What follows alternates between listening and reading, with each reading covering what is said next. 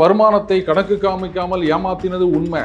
ஆனா நீங்க அப்பவே ஆக்ஷன் எடுத்திருக்கணும், 2 வருஷம் தள்ளி ஆக்ஷன் எடுத்திருக்கோம் அப்படின்னு சொன்னா, நீங்க ஏன் அவங்க வருமானத்தை கணக்கு காமிக்கவில்லை அப்படின்னு கேட்கக்கூடாது. நீங்க ஏன் அந்த வண்டிக்கு வரி கட்ட மாட்டோம் அப்படின்லாம் போய் நீங்க அப்படிலாம் கேட்கக்கூடாது. ஏன்னா தளபதியோட கொள்கை என்ன? மெர்சல். அந்த படம் பார்த்தவங்களுக்கு தெரியும், வரியே இருக்கக்கூடாது. பட் யோசிச்சு பாருங்க, அசிங்கமா இல்லையா? இப்ப நாளைக்கு இவங்க சரி, பத்திரிகையாளர்களை சந்திச்சா தானே இந்த கேள்வி. இங்க அவங்க கை காசை விட்டு செலவு பண்றாங்க, அவங்களுடைய வருமானத்தை குறைத்து கொண்டு அவங்க மக்களுக்கு சேவை பண்றாங்க. ஆனா நடிகர்களை பொறுத்த வரைக்கும் நம்ம கிட்டே இருந்து காசை ஆட்டையை போட்டுன்னு தான் நான் சொல்றேன். அது ஏன்றதை நான் பின்னாடி விளக்குறேன். நம்ம கிட்டே இருந்து ஆட்டையை போட்டு நமக்கே விளம்பரத்தை காமிச்சிட்டு போறாங்க. சினிமாவில் பேசுற பஞ்ச் டைலாக் இதை வச்சு உடனே ஆஹா அவரை மாதிரி ஒரு தலைவர் உண்டா அப்படின்னு ஒரு சீன் கிரியேட் பண்ணிக்கிறாங்க. அந்த மாதிரி ஏன் படத்தை நல்லா இருக்குது அப்படின்ட்டு ஒரு 10 பேர் தூக்கி வச்சு பேசுங்களா அப்படின்னு காசு கொடுத்தா கூட என் படம் ஓடுதுன்னு சொல்லலாம். அடுத்தவன் படத்தை ஓட விடாம பண்றதுனால என் படம் எப்படி ஓடும்? இது அடிப்படையே தெரியல.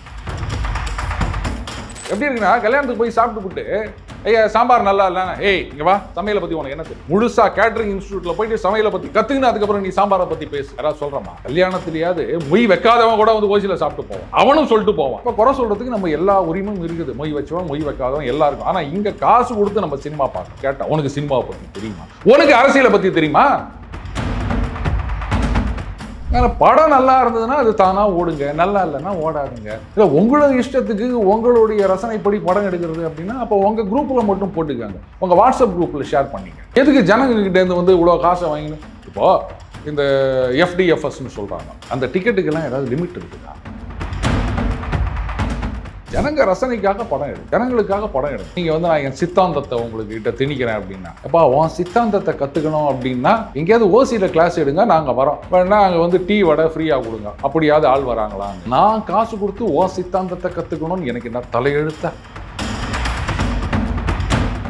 அதைத்தான் நாம சரி. இப்ப நானே ஏதாவது தப்பா சொல்றேன் அப்படின்னா உடனே பாக்குறாங்களா, சார் இது தப்பு அப்படின்ட்டு கரெக்ஷன் கீழே போடுறாங்களா இல்லையா? இத்தனைக்கும் யூடியூப்ல ஃப்ரீயா தான் பாக்குறாங்க. காசு கட்டி பாருன்னு நம்ம யாரையும் சொல்றது இல்லை. ஆனா காசு கொடுத்து நான் சினிமா பார்க்க வரும்போது என்ன முட்டா பையன் நினைச்சு இஷ்டத்துக்கு நீங்க எதையாவது பேசிட்டு இருந்தியானா அப்ப பாக்குற எனக்கு கோபமா வருவான். என்ன பார்த்தா என்ன முட்டாளா தெரியுதா உனக்கு?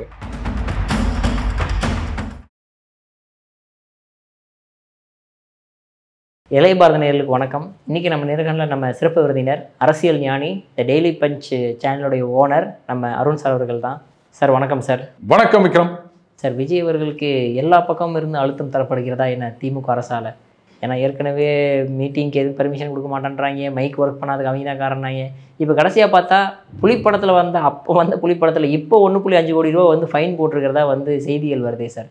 அதையும் எதிர்த்து முறையீடு செஞ்சுருக்காரு விஜய் அவர்கள். இல்லை, இது ஏதோ 2017 என்னவோ அப்படின்னு நினைக்கிறேன், வருமானத்தை கணக்கு காமிக்கவில்லை அப்படின்னு இன்கம் டேக்ஸில் இது பண்ணியிருக்காங்க. ஏங்க இதுக்கும் திமுகவுக்கும் என்னங்க சம்பந்தம்? சரி ரைட்டு, இருந்துட்டு போட்டோம். இதில் இவங்க தரப்பு ஆர்கியூமெண்ட்டாக செய்தியில் என்ன வந்திருக்கு அப்படின்னா, நாங்கள் கணக்கு காமிச்சிருக்கோம், இவங்க தப்பாக பெனால்ட்டி போட்டிருக்காங்க அப்படி சொல்லலை, இல்லை 1.5 கோடி போட்டது தப்பு அப்படி சொல்லலை. இத்தனை அதாவது ஏதோ 2 குறிப்பிட்ட காலம் சொல்றாங்க, அந்த வருஷத்துக்குள்ள போட்டிருக்கணும், அதை தாண்டி போட்டது தப்பு. அப்ப என்ன, அந்த வருமானத்தை கணக்கு காமிக்காமல் ஏமாத்தினது உண்மை. ஆனா நீங்க அப்பவே ஆக்ஷன் எடுத்திருக்கணும், 2 வருஷம் தள்ளி ஆக்ஷன் எடுத்திருக்கோம் அப்படின்னு சொன்னா ஏங்க இவங்க மற்றவங்களை ஊழல்னு சொல்றதெல்லாம் எந்த விதத்தில் ஏற்றுக்க முடியும்? நாமளே ஒழுங்காக வரிகாட்டில் வருமானத்தை மறைக்கிறோம் அப்படின்னும் போது நம்ம திமுக, அதிமுக, பாஜக இவங்களெல்லாம் குறை சொல்றதுக்கு என்ன யோகியதை இருக்குது? ஆனால் நம்ம அப்படிலாம் கேட்கக்கூடாது. நீங்கள் ஏன் அவங்க வருமானத்தை கணக்கு காமிக்கவில்லை அப்படின்னு கேட்கக்கூடாது. நீங்கள் ஏன் அந்த வண்டிக்கு வரி கட்ட மாட்டோம் அப்படின்லாம் போய் நீங்கள் அப்படிலாம் கேட்கக்கூடாது. ஏன்னா தளபதியோட கொள்கை என்ன? மெர்சல். அந்த படம் பார்த்தவங்களுக்கு தெரியும், வரியே இருக்கக்கூடாது. இப்போ சுதந்திரத்துக்கு முன்னாடி இந்தியாவில் வரிகோடா இயக்கம் அப்படின்னு ஒரு போராட்டம் நடத்தினாங்க மகாத்மா காந்தி தலைமையில். எதுக்கு வெள்ளைக்காரனுக்கு வரி கொடுக்கணும் அப்படின்னு. அது தனி, அப்போ வெள்ளைக்காரன் ஆட்சி. இப்போ பார்த்தீங்கன்னா அவர் என்ன சொல்கிறாரு, இந்த மாதிரி சிங்கப்பூரில் வரியே இல்லை, அங்கே எல்லாம் இலவசம் அப்படின்லாம் சொல்லியிருந்தாங்க இல்லையா? அதுக்கப்புறம் ஏதோ ஒரு இன்டர்வியூவில் கூப்பிட்டு கேட்ட உடனே அவர் தந்தையார்னு நினைக்கிறேன், அதெல்லாம் நமக்கு தெரியாதுங்க, சினிமாவில் ஏதோ வசனம் வைப்போம் அப்படின்னு சொல்லிட்டு போயிட்டாங்க. ஆனாலும் நம்ம இதில் இந்த கருத்தை மட்டும் எடுத்துக்கணும். வரியே கூடாது அப்படின்றது தான் வந்து தலைவருடைய கொள்கையாக இருக்குன்னு நினைக்கிறேன். அதனால தான் வந்து இந்த மாதிரி பண்ணியிருப்பாரோ, இல்லை வேற ஏதாவது ஒரு லாஜிக்கல் எக்ஸ்பிளனேஷன் யாரையாவது கொடுக்க சொல்லுங்களேன். ஏங்க இந்த மாதிரி வந்து 1.5 கோடி பெனால்ட்டி போட்டுக்கிறாங்க, நான் கரெக்டாக கணக்கு காமிச்சிக்கிறேன் அப்படின்னு நீங்கள் சொல்லாமல் 2 வருஷம் கழிச்சு போட்டது தப்புன்னு சொல்கிறீங்களா? அப்போ நிஜமாவே நீங்கள் கணக்கு காமிக்கலையா? இது தப்பு இல்லையா? இந்த மாதிரி இன்னும் எவ்வளோலாம் வந்து எல்லாரும் பண்ண ஆரம்பிச்சாங்கன்னா அப்புறம் நாடு என்ன ஆகுறது? வரி இல்லாமல் ஒரு மாநில அரசாங்கமோ இல்லை மத்திய அரசாங்கமோ இயங்க முடியுமா? அதை ஏமாத்துறது தப்பு இல்லையா? இதுவும் ஒரு விதத்தில் ஊழல் தானே. பர்சனல் இன்டெகிரிட்டி அப்படின்னு ஒன்று இருக்குது. நாமளே வந்து வரியை ஏமாத்தி விட்டு மற்றவங்களை குறை சொல்றது என்ன நியாயம் இருக்கு அப்படின்னு யாராவது கேட்கணும். என்ன முட்டு கொடுக்குறாங்க அப்படின்னு பார்க்கலாம். ஏன்னா நமக்கு இது ஒன்றும் தெரியல. இந்த ஒரு முட்டு தான் கொடுத்தோம், வரியே கூடாது. அதாவது இந்த பராசக்தியில் சிவாஜி சொல்வாரு, என்னது, கோவில் கூடாது என்பதற்காக அல்ல, கோவில் கொடியவர்களின் கூடாரமாகி விடக்கூடாது அப்படின்னு. இந்த மாதிரி இப்படி ஒன்றா சொல்லலாம். வரி கட்ட மாட்டோம், கணக்கு காமிக்க மாட்டோம் சொன்னது ஏமாத்தணுன்றதுக்காக இல்லை, வரியே கூடாது என்பதற்காக அப்படி கூட ஒன்றா சொல்லலாம். இதுதான் எனக்கு தெரிஞ்ச முட்டா இருக்குது. ஏன்னா நம்ம தான் அந்த முட்டு கொடுப்பதற்கு 300 வழிகள்லாம் புத்தகம்லாம் போட்டிருக்கோம் இல்லையா? இதுக்கு என்ன அவங்க முட்டு கொடுக்குறாங்க அப்படின்னு தெரிஞ்சால் அதையும் நம்ம 301 302ன்னு சேர்த்துக்கலாம், அவ்வளோதான். பட் யோசிச்சு பாருங்க, அசிங்கமா இல்லையா இது? இப்போ நாளைக்கு இவங்க வந்து சரி, பத்திரிகையாளர்களை சந்திச்சா தானே இந்த கேள்வி நாளைக்கு அதான் கதவு சாத்திடுவோம். பட் இவங்கெல்லாம் வந்து இந்த விவாதங்களில் கலந்துப்பாங்க. அப்போ மற்றவங்கெல்லாம் கேள்வி கேட்பாங்கல்ல, ஏங்க இந்த மாதிரி பண்ணுறீங்க, 5 கோடி கணக்கு காமிக்கலையா, பெனால்ட்டி போட்டுக்கிறாங்க, இதுக்கு என்னங்க சொல்ல போகிறீங்க அப்படின்னா அதுக்கு என்ன பதில் சொல்லுவாங்க? நம்மோட நிலைமையில் நாமளே வந்து ஒழுங்காக இல்லாமல் நான் வந்து நாட்டை திருத்த போகிறேன் அப்படின்னா எப்படிங்க ஏற்றுக்க முடியும்? இது ஒரு பெரிய விஷயமாகும். இப்போ நாளைக்கு யார் இவங்க தாவேகா சார்பில் விவாதத்துக்கு போனாலும் இவங்க இதை தான் கேட்பாங்க. வரி கட்டினியா, கணக்கு காமிச்சியா, நீங்கள் வந்து மற்றவங்களை வந்து குறை சொல்கிறீங்களா, இந்த குடும்பத்தோடு சேர்ந்து கொள்ளை அடிக்கிறாங்க அப்படின்னீங்களா, அப்போ நீங்கள் என்ன பண்ணுறீங்க? வருமானத்தை விட்டு விட்டு அங்கே கட்சியில் இருக்க சொன்னாங்க பாருங்க, 200 கோடி 300 கோடி வருமானத்தை விட்டு விட்டு அவர் இது மாதிரி வந்தார் அப்படின்னு சொல்கிறீங்க. முதல்ல ஒரு விஷயம் கவனிக்கணும் விக்ரம். இப்போது 200 கோடி 300 கோடி வாடவர், ஆனால் அதில் 15 கோடின்னு சொல்கிறாங்க புலி படத்துக்கு. சரி விடுங்க, எவ்வளோ வேணா இருந்துட்டு போட்டோம். இப்போது ஒரு சினிமா நடிகர், அதுவும் ஹீரோவாக இத்தனை வருஷங்கள் நடிச்சிருக்கார் அப்படின்னு சொல்லும்போது அவ்வளோ பெரிய காம்பவுண்ட் சோர்லாம் வச்சு வீடு கட்டிக்கிறாங்க. அப்படி இருந்துச்சு பணம் நிறைய சேர்த்து. அவ்வளோ பெரிய காம்பவுண்ட் வச்சுருந்தாலும் அப்பயுமே மொட்டை மாடியில் போய் ஒருத்த ஒழிச்சிட்டு இருந்தது. ஒரு நாள் ஃபுல்லாக அங்கேயே உட்காந்து வச்சு உட்காந்துருக்காங்க. இல்லை, தலைவரை பார்க்கணும்னு போயிருப்பாருங்க, அது ரசிகராக இருந்திருக்கலாம். எப்போ பார்த்தாலும் எல்லாருமே கிண்டல் பண்ணுறீங்க சார், அந்த வீட்டுக்குள்ளே யாராவது போக முடியுமா, போக முடியாது, போய் காட்டினார்ல சார். பார்த்தீங்களா, சாமானியனும் போகிற மாதிரி தான் வீடு இருக்கு. நீங்கள் தான் தேவையில்லாமல் எல்லாரும் கலாய்க்கிறீங்க இவ்வளோ பெரிய காம்பவுண்ட் அப்படின்னு. அது இருந்துட்டு போட்டோம். இப்போது இனிமே அவர் சினிமாவில் நடிக்கலை அப்படின்னு வச்சுக்கோங்களேன், நாளைக்கு சோறுதுங்கிறதுக்கு வீட்டில் காசு இருக்காதா? எத்தனை தலைமுறைக்கு சேர்த்து வச்சுருப்பாங்க? இத்தனை வருஷமாக சினிமாவில் நடித்தது, கணக்கு காமிச்சது எத்தனையோ, காமிக்காத எத்தனையோ அப்படின்லாம் இப்போ எல்லாரும் கேட்க போகிறாங்க. இந்த புலி படம் தெரிஞ்சுது, அதுக்கப்புறம் என்னென்னலாம் தெரியாமல் இருக்கோ அப்படின்லாம் கேட்பாங்க. ஸோ இவர் சினிமாவை விட்டுட்டு விலகிட்டேன் அப்படின்றதுனால நாளையிலேருந்து ஐயோ இனிமேல் சோத்துக்கு என்ன பண்ணுறது அப்படின்ற கவலை கிடையாது. ஆனால் ஒரு மாத சம்பளம் வாங்குறவன், ஒரு கூலி தொழிலாளி, அவன் வந்து அரசியலுக்கு வந்தான்னு சொன்னால் அவன் தான் பெருசாக பார்க்கணும் நம்ம. ஏன்னா அடுத்த வேளை சோத்துக்கு அவனுக்கு வழி கிடையாது. மக்களுக்கு சேவை செய்யணும் அப்படின்றதுக்காக ஒரு அரசியல் கட்சியில் தன்னை இணைத்து கொண்டு அவன் வந்து நிர்வாகியாக வரான் அப்படின்னு சொன்னால் அவனை தான் நம்ம தூக்கி வச்சு பேசணுமே தவிர, இந்த மாதிரி கோடி கோடியாக சம்பாதிச்சு கணக்கு காமிச்சு பாதி காமிக்காமல் கருப்பு வெள்ளை அப்படின்லாம் பண்ணிட்டு நான் பார்த்தீங்களா பணத்துக்காக அரசியலுக்கு வரல அப்படின்னு சொல்கிறவங்கள்லாம் நான் வந்து கன்சிடர் பண்ணவே மாட்டேன் வைக்கிறேன். அவன் தான் முக்கியம். நாளைக்கு என்ன பொழப்புன்னு தெரியாமல் வரான்ல, சொத்து சேர்த்து வச்சு இல்லாமல் அவன் அரசியலுக்கு வரான்ல, அவனை தான் நம்ம பெருசாக பார்க்கணுமே தவிர அதில் கோடி கோடியாக சொத்து சேர்த்து வச்சுட்டு நாம் பணம் சம்பாதிப்பதற்காக அரசியலுக்கு வரவில்லை. இவங்கெல்லாம் கேள்வி கேட்க மாட்டாங்க. சரியா, உங்கள் கட்சியில் இல்லை, இப்போ நான் கேட்குறேன், இவங்க கட்சியில் வந்து புஷி ஆனந்த் இருக்கார், அவர் எதுக்கு அரசியலுக்கு வந்தார்? நீங்கள் வந்து 200 கோடி 300 கோடி சம்பாதிச்சவர் அப்படின்னு ஆதவ அர்ஜுனா சொல்கிறார். புஷி ஆனந்த் எவ்வளோ சம்பாதிச்சார்? அவரும் எம்எல்ஏவாக இருந்தார், ஆனால் அவர் நடிகராக இல்லை. அப்போ அவர் எதுக்காக அரசியலுக்கு வந்தார்?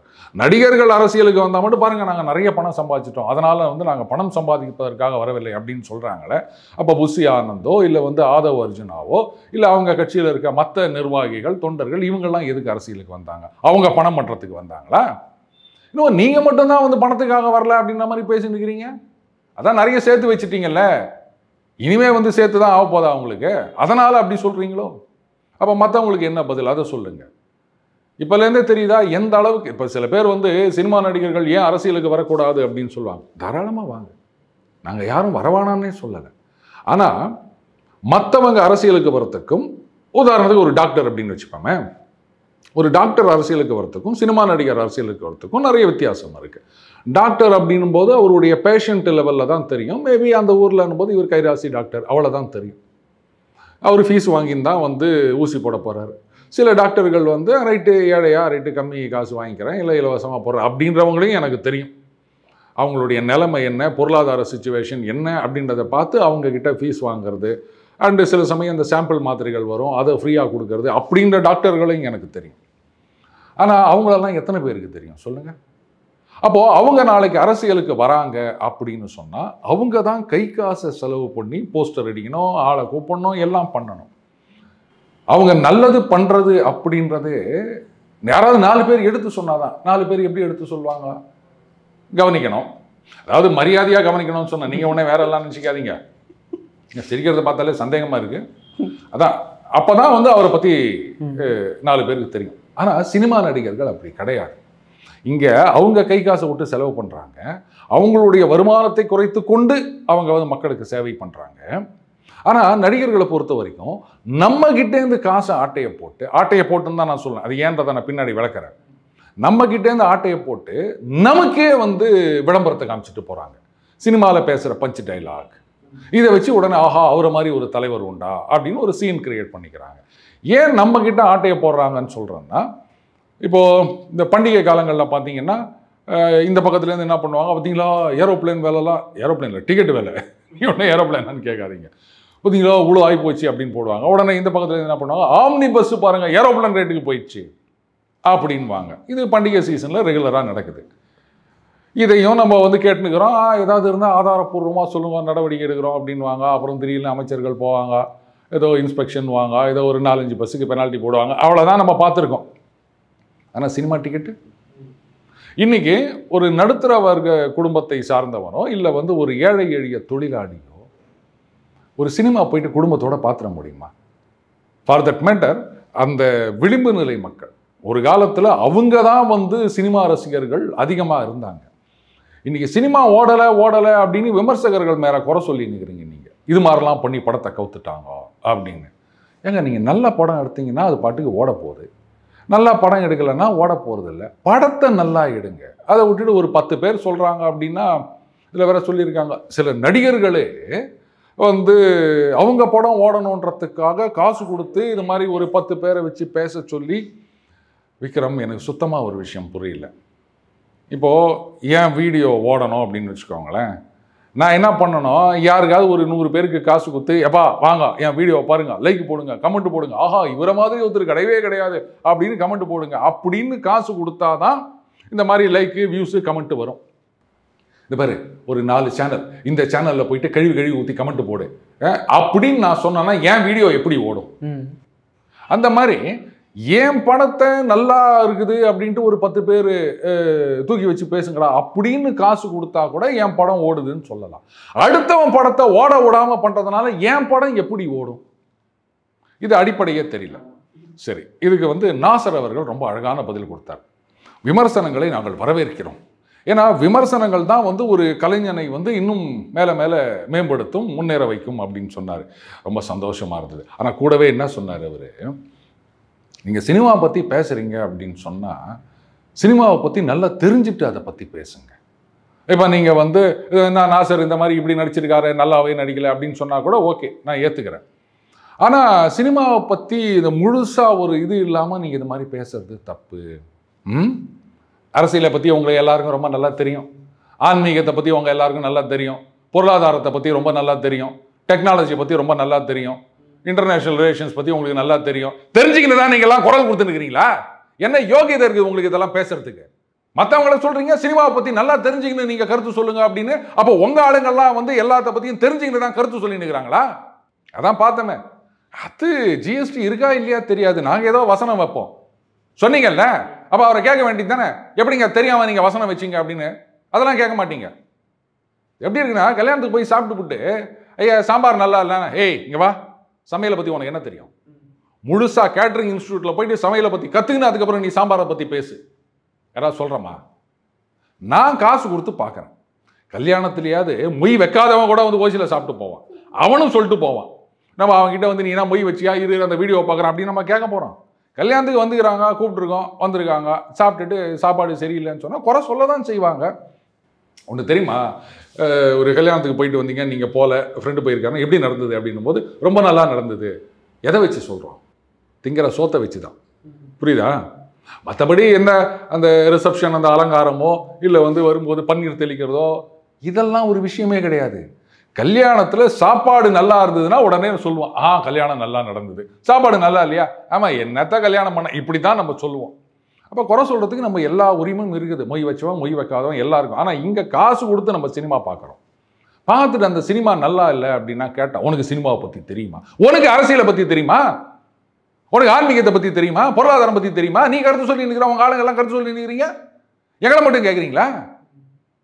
ஏங்க ஒரு 10 பேர் வந்து விமர்சனம் பண்ணால் படம் ஊத்தியம்மா, எனக்கு தெரியல. டி ராஜேந்தர் அப்போல்லாம் வந்து இந்த மாதிரி சோஷியல் மீடியா விமர்சனம் கிடையாது, பத்திரிகைகள் விமர்சனம் மட்டும்தான். ஒரு பத்திரிகையில் அவருடைய படம் வந்து நல்லா இல்லைன்ற மாதிரி எழுதியிருந்தாங்க. எறும்பு ஏறி மரம் சாயாது, இந்த விமர்சனத்தால் என் படம் வீழாது அப்படின்னு அந்த இதை போட்டே வந்து அவர் விளம்பரம் பண்ணாரு தமிழ் பத்திரிகைகளில். படம் ஓடுன்னு ஓடிச்சு.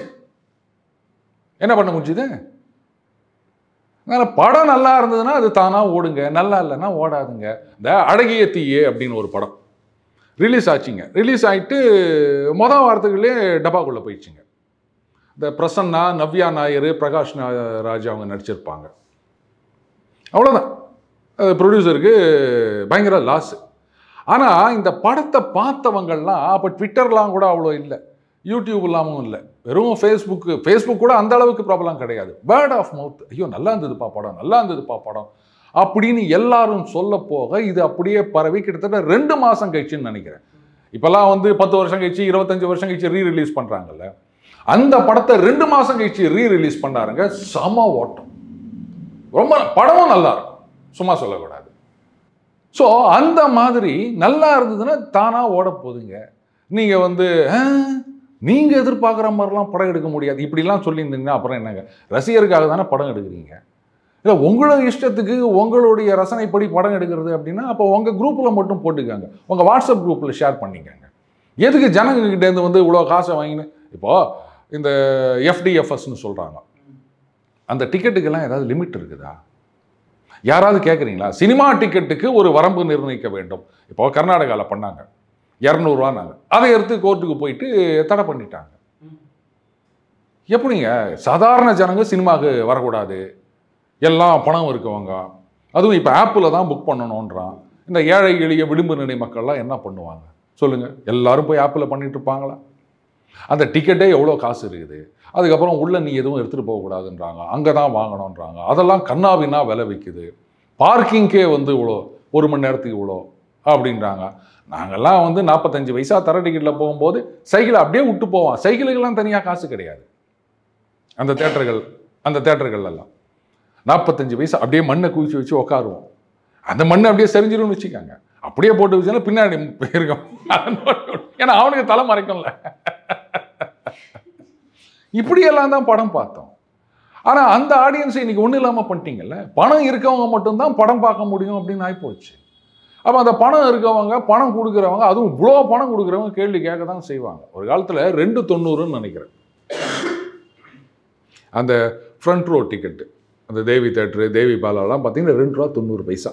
அதுவே வந்து எங்களுக்கு கொஞ்சம் கஷ்டம். 2.90 ரூபா அப்படின்னு. அதே கொஞ்சம் ரூரல் ஏரியாவை போனால் 1 ரூபாய்க்கு அப்போல்லாம் தர டிக்கெட்டு, 2 ரூபாய்க்கு பெஞ்ச் டிக்கெட்டு, 3 ரூபா 4 ரூபா சார் டிக்கெட்டு அப்படின்லாம் இருக்கும். அப்படி இருந்த காலம் போயிட்டு நீங்கள் வந்து 150 ரூபா 200 ரூபா இப்படிலாம் டிக்கெட்டை வச்சுட்டு FDFSக்கு என்ன வைக்கிறாங்க அப்படின்னு அதுவும் தெரியாது. இதெல்லாம் யாரும் கேள்வி கேட்கக்கூடாது. ஆனால் ஆம்னி பஸ்ஸில் வேலை ஏறினா மட்டும் நாங்கள் கேள்வி கேட்போம், அது ஃப்ளைட்டில் வேலை ஏறினா மட்டும் நாங்கள் கேள்வி கேட்போம். சினிமா டிக்கெட்டை பற்றி யாரும் கேட்கக்கூடாது. இதில் நாங்கள் யார் எவ்வளோ சம்பாதிக்கிறோம் அப்படின்றத பற்றி நீங்கள் யாரும் கேட்கக்கூடாது. நாங்கள் காட்டுவோம், காமிக்க மாட்டோம் கணக்கு, கட்டுவோம், கட்ட மாட்டோம் வரி, இதெல்லாம் நீங்கள் கேட்கக்கூடாது. அப்படின்னா இந்த நியாயம் பேசுகிறதுக்கு உங்களுக்கு என்ன யோகியதை இருக்குது விக்ரம்? அப்புறம் கேட்குறவன் கேட்காம என்ன பண்ணுவான்?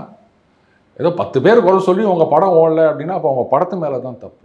100 பேர் வந்து குறை சொன்னாலும் இன்றைக்கி ஒரு சில பேர் மேலே வந்து கண்ணாபின்னா அவதூறு அள்ளி வீசுகிறாங்க. அண்ணன் ஆர் ராசா எடுத்துக்காங்க, காற்றிலே ஊழல் செய்தவர் நாங்கள் 1,76,000 கோடின்னு சொன்னாங்க. இப்போ மக்கள் அதெல்லாம் தூக்கி போட்டு அவர் எம்பி ஆக்கிட்டாங்கல்ல. அப்போது எத்தனை பத்திரிகைகள், எத்தனை பத்திரிகையாளர்கள், எத்தனை அரசியல்வாதிகள், எத்தனை லட்சக்கணக்கான பேர் குற்றம் வச்சாங்க. அதெல்லாமே ஒன்றும் இல்லைன்னு ஆகிப்போச்சு இல்லை, ஜனங்க ஓட்டு போட்டாங்கல்ல. அப்போ உங்கள் படம் மட்டும் 10 பேர்னால ஓடலை அப்படின்னா விக்ரம் என்ன விக்ரம், அந்த அளவுக்கா வீக்காக இருக்குது உங்கள் படம்? ஜனங்க ரசனைக்காக படம் எடுங்க, ஜனங்களுக்காக படம் எடுங்க. நீங்கள் வந்து நான் என் சித்தாந்தத்தை உங்களுக்கு கிட்ட திணிக்கிறேன் அப்படின்னா, எப்பா உன் சித்தாந்தத்தை கற்றுக்கணும் அப்படின்னா எங்கேயாவது ஓசியில் கிளாஸ் எடுங்க, நாங்கள் வரோம். வேணா அங்கே வந்து டீ வடை ஃப்ரீயாக கொடுங்க, அப்படியாவது ஆள் வராங்களான்னு. நான் காசு கொடுத்து உன் சித்தாந்தத்தை கற்றுக்கணும்னு எனக்கு என்ன தலையெழுத்தா? ஒருத்தரை தூக்கி பிடிக்கிறதுக்காக படம் எடுக்கிறது, ஹைப்பு கொடுக்கறது. ஒரு படத்தில் இப்படியெல்லாம் படம் எடுத்தால் அப்புறம் ஏன் கழுவி ஊற்ற மாட்டாங்க? ஒரு பெரிய பாறை இருக்குதான், அந்த ஒரு பெரிய சிட்டி, அது அந்த சிட்டி பக்கத்தில் ஒரு சின்ன மலை இருக்குதான். சின்ன மலை இல்லை, சின்ன மலை. இவனை சின்ன மலைனா இங்கே லிட்டில் மோட்டு போயிருப்பாரு. அது மேலே ஒரு பெரிய பாறை இருக்குதான். அந்த சிட்டியை வந்து வில்லன் அழிக்க போகிறாராம். என்ன பண்ணாரு அப்படின்னா அவர் அந்த இடத்துக்கே போக மாட்டாராம். அந்த பாறையில் ஒரு சின்ன ஓட்டை போட்டுருவாராம். அது எனக்கு தெரியல. அதுக்குள்ளே ஒரு ஆசிடை ஊற்றுவாராம். அந்த ஆசிட் என்ன ஆகுமா, உள்ளே போயிட்டு கொஞ்சம் கொஞ்சமாக அதை அரிச்சிட்டு அதுக்கப்புறம் அந்த பாறை அப்படியே வருமா. சரி, என்ன ஆசிட் ஊற்ற போகிறாங்க அப்படின்னா H2O ஆசிட். H2O ஆசிடா? இன்னும் பகீர்னு ஆகிப்போச்சு எனக்கு. அப்பா H2Oன்னு பாட்டிலில் தண்ணிலாம் விற்கிறாங்க, தண்ணி பாட்டிலையே H2O அப்படின்னு போட்டு வச்சுக்கிறாங்க. அப்போ இந்த ஆசிடையா நம்ம இவ்வளோ நாளாக தெரியாமல் குச்சிருந்தோம்? பாறையையே உருகுதாமப்பா அந்த H2O.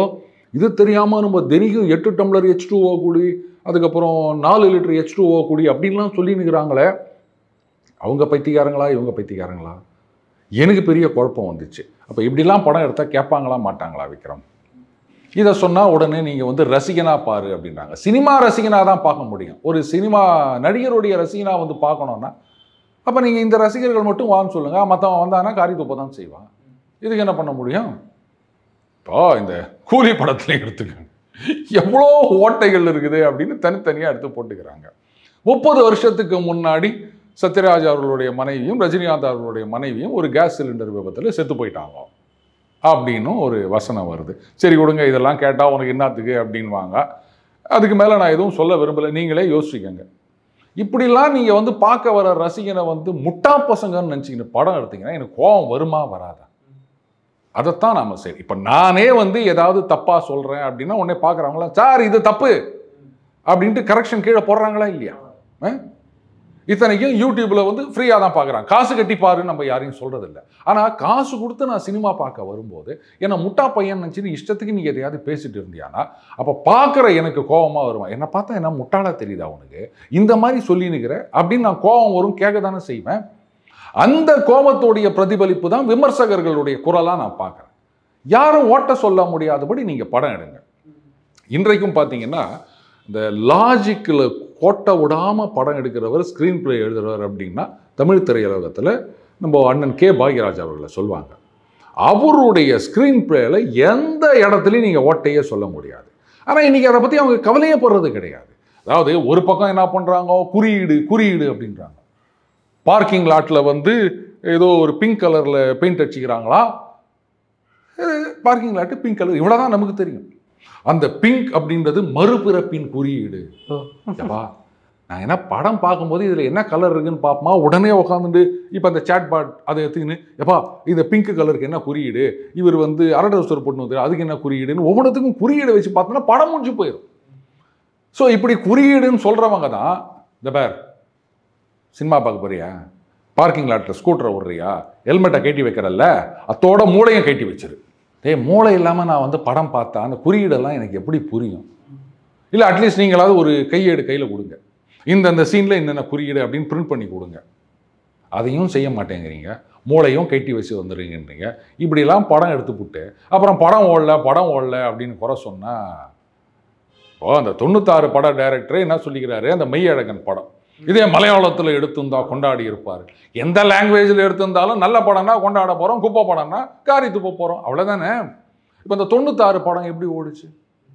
எல்லாரும் நல்லா இருக்குன்னு சொன்னாங்க, அப்போ அதனால் ஓடிச்சுன்னு சொல்வீங்களா? படம் நல்லா இருந்ததுன்னா இவங்க சொல்கிறதுன்றது எந்த விதமான இம்பேக்டும் கிடையாது. நல்லா இல்லைன்னா இவங்க என்ன சொன்னாலும் ஒன்றும் நடக்காது. சரி, நான் கேட்குறேன், நல்ல படங்கள் எத்தனை படங்களை வந்து இவங்க நல்லா இருக்குன்னு விமர்சனம் பண்ணியிருக்கேன். விமர்சகர்கள் மேலேயும் நான் குறை சொல்கிறேன். ஜமான்னு ஒரு படம், அதில் நடித்த ஹீரோவாக நடித்த அந்த பையன் என்னமா உயிரை கொடுத்து நடிச்சிருக்காரு தெரியுமா? அவ்வளோ நேச்சுரலாக இருந்தது. படமும் நல்ல படம், ஒருத்தரும் அதை பற்றி பெருசாக பேசலை. பராரின்னு ஒரு படம் அற்புதமாக இருந்தது, நல்லா பண்ணியிருந்தார் அந்த பையன் ஹீரோ. விமர்சகர்கள்கிட்ட போய் கேட்டப்போ கூட யாருமே வந்து அதை பண்ண மாட்டேன்ட்டாங்க. இதெல்லாம் இப்போ வந்த படமா சார்? சமீபத்தில் வந்த படம் பராரி, ஒரு சில மாதங்களுக்கு முன்னாடி. சொல்லப்போனால் டெய்லி பஞ்சில் சினிமா விமர்சனத்துக்கெல்லாம் பெருசாக ஒன்றும் வரவேற்பு கிடையாது. பரவாயில்ல அப்படின்னு சொல்லிட்டு ஒரு நாள் நான் அந்த வீடியோவை போட்டேன், பராரி படத்தை பற்றி போட்டேன் நான். நல்லா இருக்குது பாருங்கன்னா, அப்போ அது ஓடிடியில் இருந்தது. இன்ஃபேக்ட் அந்த படத்தில் வந்து அரசியல் விஷயங்களையும் காமிச்சிருப்பாங்க.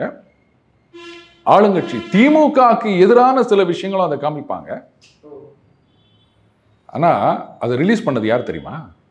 Red giant movies. நான் கேட்டப்போ அசந்து போயிட்டேன். என்னங்க சொல்கிறீங்க? ஆமாம் சார், அவங்க தான் சார் ரிலீஸ் பண்ணாங்க. யாரும் எடுக்கல அந்த படத்தை, ரெட் ஜெயண்ட் ரிலீஸ் பண்ணாங்க. அதில் திமுகவை டேமேஜ் பண்ணுற மாதிரி சில சீன் இருக்குது. ஆனால் அவங்க அதெல்லாம் பார்க்கல. படம் நல்லா இருக்குது அப்படின்னு ஏ சென்டரில் பெருசாக ஈடுபடலை, பிசியில் மட்டும்தான் ரிலீஸ் ஆச்சு. அவங்களே சொல்லிட்டாங்க. அப்புறம் ஓடிடியில் போட்டாங்க. இந்த மாதிரி பண்ணிங்கன்னா நல்ல படங்களை ஆதரிக்கணும். ஆனால் அந்த படத்துக்கு எத்தனை பேர் விமர்சனம் பண்ணாங்க சொல்லுங்கள்? ஸோ ரெண்டு பக்கமும் தப்பு இருக்குது. ஏன்னா பெரிய பட்ஜெட் படம், பெரிய நடிகர்கள் படம், இதை விமர்சனம் பண்ணாதான் வந்து வியூஸ் வரும் அப்படின்னு நினச்சா அதுவும் தப்பு. படம்னு நினச்சிங்கன்னா எல்லா படமும் விமர்சனம் பண்ணணும். அண்ட் உங்கள் கருத்தை நீங்கள் சொல்லுங்கள், நான் இல்லைன்னு சொல்லலை. அது நல்லா இருக்குது, நல்லா இல்லை, அப்படி எதை ஒன்றா சொல்லிட்டு போங்க. ஆனால் அதில் வந்து சம்மந்தம் இல்லாமல் எதை எதையோ சொல்கிறது அப்படின்றதையும் நம்ம நிறைய விஷயங்கள் பார்க்குறோம். பிரச்சனை ரெண்டு பேர்கிட்டையும் இருக்குது. பட் ஒட்டுமொத்தமாக சொல்ல போனால் நல்ல படமாக இருந்தால் ஓடும், அவ்வளோதான், சிம்பிள். நீங்கள் யாரை பற்றியும் கவலைப்பட வேண்டாம். அதே மாதிரி நீங்களும் வந்து கருத்து சொல்லும்போது இந்த விஷயத்தை பற்றி நமக்கு எல்லாம் தெரியுமா அப்படின்னு யோசிச்சுட்டு கருத்து சொல்லணும். அப்படி சொன்னீங்கன்னா நீங்கள் மற்றவங்களை குறை சொல்லலாம். அது இல்லை அப்படின்னும் போது மற்றவங்களை குறை சொல்கிறதுக்கு உங்களுக்கு எந்த விதமான அடிப்படை தகுதியும் கிடையாது. அவ்வளோதான் விக்ரம் என்னுடைய கருத்து. சார், உங்கள் அற்புதமான கருத்தில் இளையபாரனுடன் உட்கார்ந்ததற்கு மிக்க நன்றி சார். நன்றி விக்ரம்.